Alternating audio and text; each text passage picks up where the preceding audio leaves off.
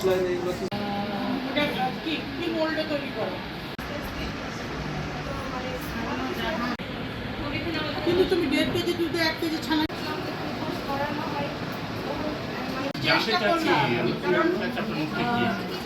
বাচ্চাদের আগের দিন বলে দিন যে কালকে চিকেন দিবে। ছানা পুডিংয়ের কত টাকা দাও?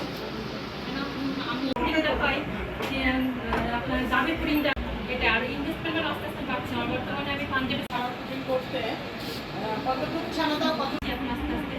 আর সবচেয়ে বড় কথা হলো এখান থেকে ক্যাটারিং শিখা সেটা